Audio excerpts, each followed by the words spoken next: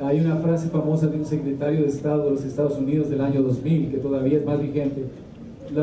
Estamos preparando a nuestra generación para empleos que ni siquiera existen y que van a aparecer mañana o en los próximos años, ¿no? Con conocimientos que van a estar obsoletos en 4 o 5 años, como lo vimos. El desarrollo sectorial es una propuesta muy innovadora que me gusta mucho, soy un torcedor de esa propuesta. Hay que ver cómo atender los sectores, el sector calzado, el sector aeronáutico, el sector de la pesca, el sector de la manufactura del cuero, y dar respuestas integrales a toda la cadena, porque esas cadenas cada vez se diferencian más y cada vez compiten más en el mundo. Por eso me gusta mucho la organización sectorial. Formación de más calidad, equidad de género y acceso amplio para todas las personas, como ya dije, portadores de discapacidad y en riesgo.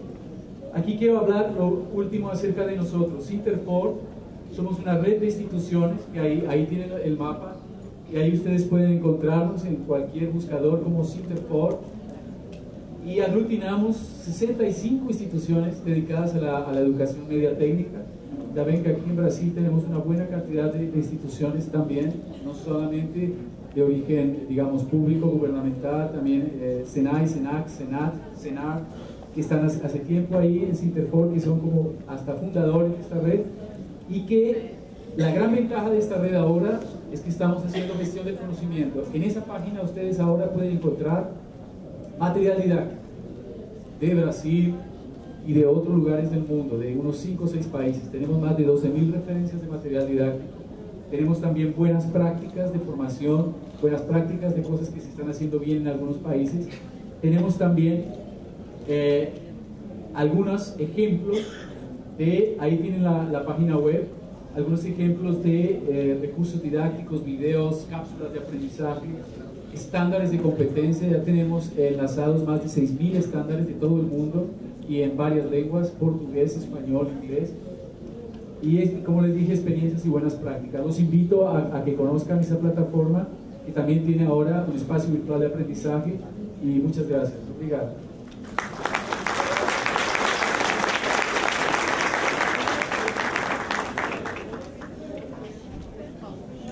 Bem, obrigado, Fernando, pelo tempo. Para que nós também não façamos como ele disse aqui, né, brincadeira, dormindo, vamos fazer uma pequena verificação da diversidade do nosso público aqui. Quem aqui estuda ou trabalha no Instituto Federal? Levanta a mão. Trabalha ou estuda no Instituto Federal? Quem trabalha ou estuda numa escola estadual? Ok. Quem estuda em outras entidades privadas, trabalha ou estuda em entidades privadas? Tem gente que não está situado em categoria nenhuma. Pesquisador, talvez, alguma coisa assim. Isso nem estuda nem trabalho. Tem pesquisadores aqui, são muito bem-vindos. Os nossos colegas de outros países poderiam também levantar a mão, de outros países que não o Brasil, poderiam levantar a mão aqui. Presente, na maioria de brasileiros e de brasileiros. Estudantes, somente estudantes, levantar a mão, só estudantes. De qualquer rede. Professores, qualquer rede. A maioria de professores aqui. E gestores, diretores de escola, diretores de secretaria, etc. Beleza. Então temos mais ou menos uma ideia aqui da diversidade dos nossos públicos, ok? Então passar agora para a Margarida, também tem 5 minutos para fazer a sua observação.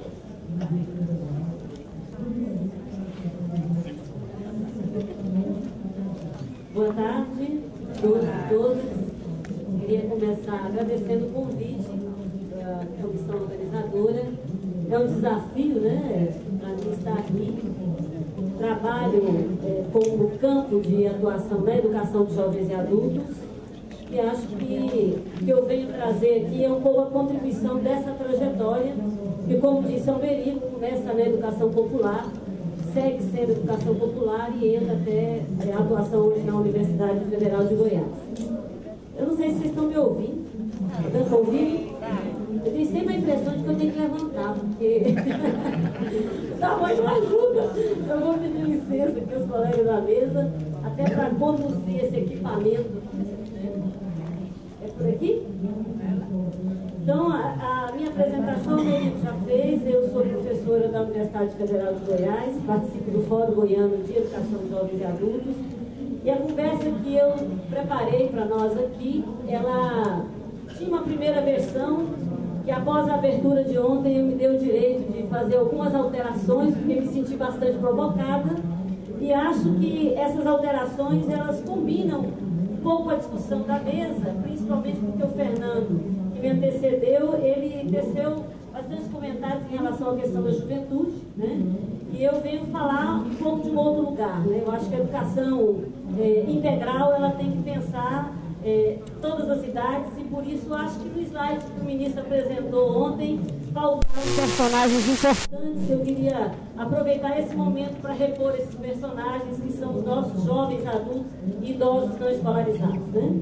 Então, eu vou falar da educação integral muito a partir desta concepção, mas eu penso que essa reflexão, inclusive que Almerico introduziu, colocando as concepções que tem como base a perspectiva da educação ou da escola unitária gramsciana, ela acaba sendo reposta aqui na minha conversa também sobre educação de jovens e adultos, e acho que isso um pouco vai estar colocado, né?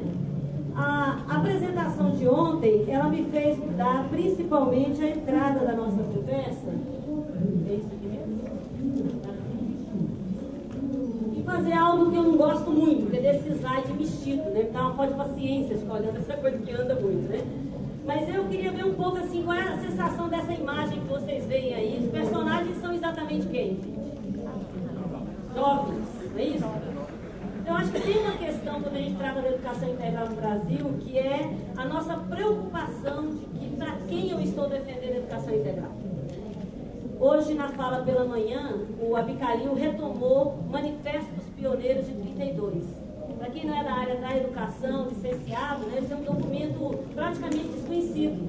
E é um documento historicamente importante para a educação, porque ele vai defender a ideia de que a educação ela é um direito de todos. E isso está posto lá em 32, nós estamos em 2012 e seguimos dizendo isso, né? Então, eu queria que vocês não interpretassem aqui a minha fala como uma discriminação. Eu só acho que a gente tem que parar de enxergar o Brasil com foco, porque nós seguimos fazendo isso historicamente, e quando nós focalizamos, nós discriminamos. Nós deixamos de fora uma população significativa. Então, aos jovens, principalmente aos alunos aqui do Instituto Federal, todo o meu respeito. Eu quero dizer a vocês que eu acho que vocês estão numa escola de excelência. Os alunos que estão nas escolas estaduais, penso que esse é um espaço importante também que vocês estão ocupando. Mas eu gostaria de falar de uma educação integral dos ausentes. Uma educação que está muito longe de ser, de fato, do atendimento de todos, né?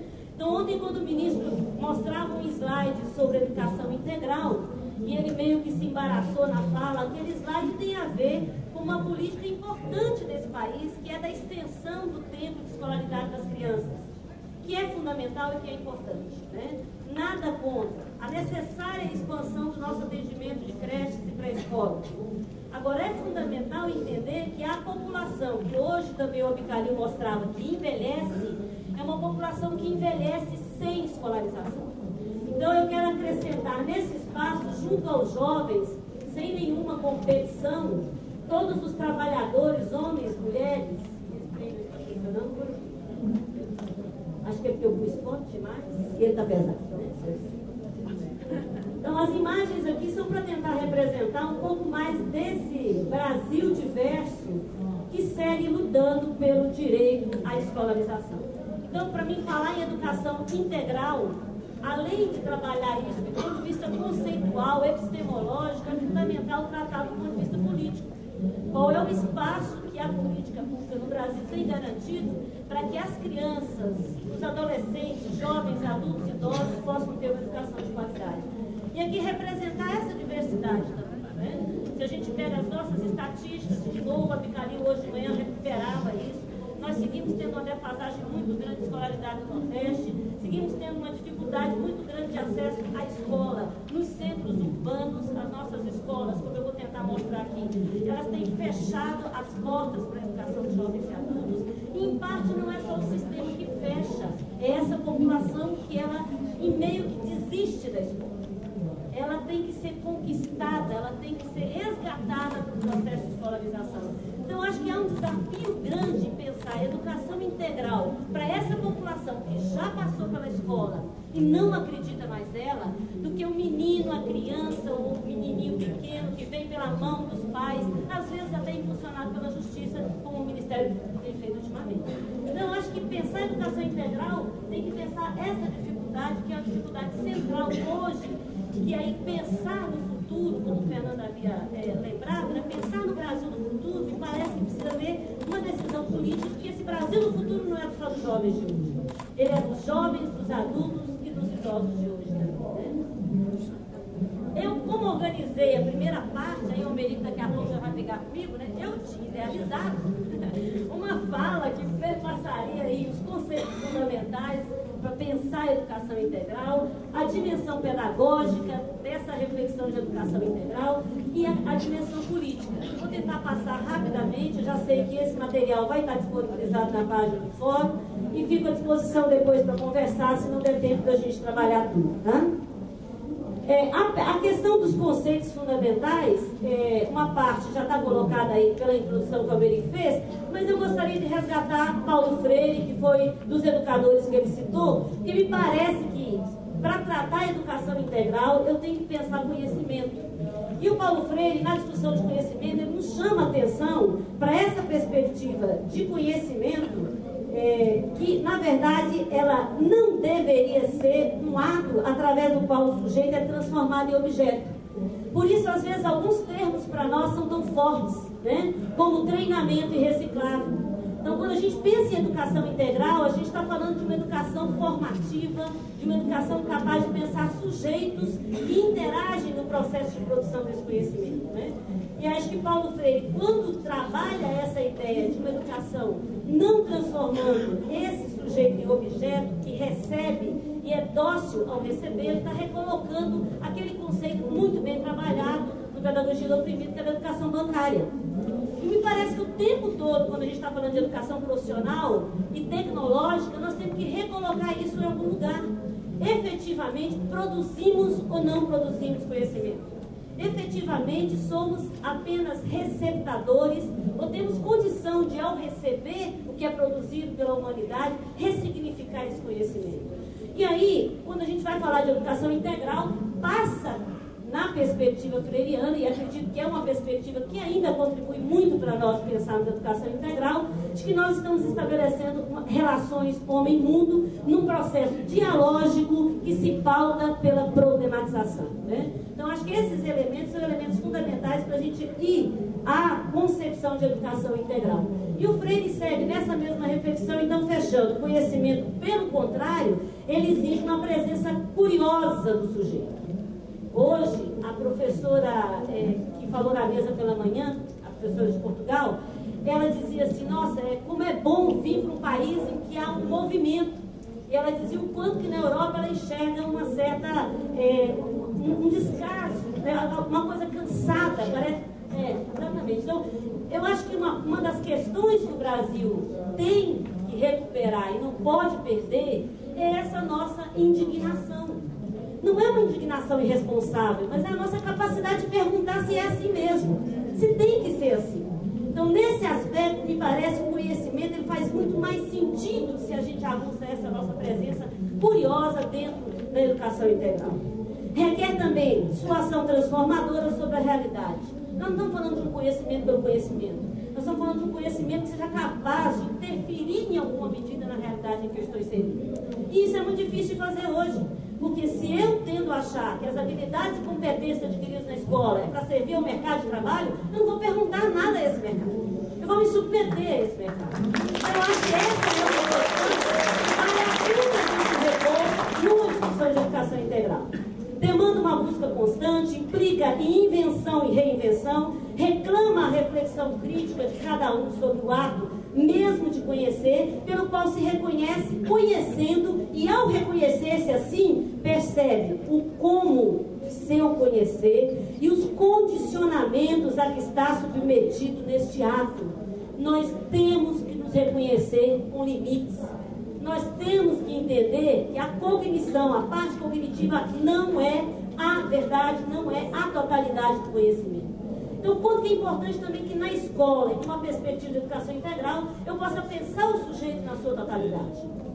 E aqui vai um exemplo de vocês que têm a experiência exitosa de educação num currículo integrado dentro da rede federal, da rede estadual. Por que é tão importante brigar por esse currículo integrado? Daqui a pouco a gente vai discutir um pouco isso do ponto de vista pedagógico, né? Bom, conhecer, então, é tarefa de sujeitos, não de objetos. É como sujeito e somente enquanto sujeito que o homem pode realmente conhecer. E aí eu passo dessa percepção e dessa concepção de Freire para pensar um pouco a escola. E aqui aquele referencial que Almerico já fala sobre ele no início. Né? Nós estamos voltando, sim. Não porque o modelo italiano não serve e a gente vai copiar. Nós não podemos copiar modelos. Agora, nós podemos sim aprender com a experiência de intelectuais e militantes que enxergaram uma realidade do seu país e, a partir dessa realidade, ajuda a gente a refletir o que nós estamos passando aqui. Então, essa fala do Gramsci, que é uma fala olhando a realidade do jovem na Itália, nos traz hoje reflexões que ainda são pertinentes e nos faz pensar. E ele vai dizer, né, se quer destruir esta trama, a trama de parcialização da educação profissional, de vários tipos de educação profissional, é sobre isso que ele está tratando, deve-se não multiplicar e hierarquizar os tipos de escola profissional, mas criar um tipo único de escola preparatória primária e média que conduz o jovem até os umbrais da escolha profissional, formando-o durante este meio tempo como pessoa capaz de pensar, estudar, dirigir ou de controlar quem dirige. Então, penso que esse desafio da escola profissional, seja ela a formação profissional inicial, seja ela técnica ou tecnológica, serve para a realidade que nós estamos vivendo ainda hoje. A nossa condição, de fato, é dar direito a esse sujeito, a esse cidadão de ter uma escola que não parcialize, que não treine, mas que dê a ele uma formação integral. E é nessa linha, então, que a reflexão que a gente vem tentando fazer nos últimos anos no Brasil chega à perspectiva de uma formação integrada. Então, não dá para falar em formação integrada quando as pessoas não conversam. Não dá para falar em formação integrada quando eu tenho numa escola fazendo um pedaço da formação, noutra escola fazendo outro pedaço da formação, se os sujeitos que mediam essa formação não se encontram. Como é que integra? Então, essa é uma das questões que nós vamos discutir mais na frente em relação à concomitância, em relação à subsequência. Né? E aqui eu peço de empréstimo dos companheiros que discutiram conosco a questão das diretrizes da educação profissional técnica de nível médio, que parte de um GT que debateu 2 anos com o Conselho Nacional de Educação a aprovação dessas diretrizes. E nessa discussão, com uma participação muito significativa de colegas do campo de trabalho e educação, essa formulação, ela representa um pouco o que a gente pensa da formação integrada, né? Integrada ou do ensino integrado ao ensino técnico, que se quer com uma concepção de educação integrada, é que a educação geral se torne parte inseparável da educação profissional em todos os campos onde se dá a preparação para o trabalho. Seja nos processos produtivos, seja nos processos educativos, como a formação inicial, ensino técnico, tecnológico ou superior. Significa que buscamos enfocar o trabalho como princípio educativo, isso o Almerico já fez referência, no sentido de superar a dicotomia trabalho manual, trabalho intelectual, incorporar a dimensão do intelectual ao trabalho produtivo, formar trabalhadores capazes de atuar como dirigentes e como cidadãos. Então, acho que essa perspectiva é uma perspectiva cara à defesa da educação integral e para a nossa discussão aqui, penso que ajuda a dar um passo seguinte em relação à dimensão pedagógica. Eu vou passar rapidamente, porque aqui cabe da gente pensar assim, bom, beleza, essa é a concepção, como é que faz isso? Né?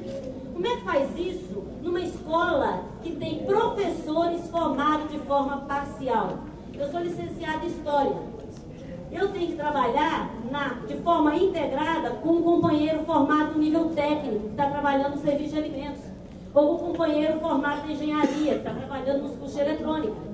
O que é possível fazer com esse trabalho? O Américo lembrou da questão interdisciplinar, que a gente toca daqui a pouco, mas eu queria, sobretudo, focar que a ideia de integração, ela não é de pedaços e pedaços que se aproximam, ela é de íntegro, ela é da chegada a completar e tornar inteiro. Então, quando a gente vai fazer um trabalho na perspectiva de uma formação integral, de uma educação integral, nosso grande desafio é, inclusive, compreender que o meu saber não é suficiente e que eu não dou conta de fazer a formação desse sujeito na totalidade se eu não conseguir dialogar com o outro.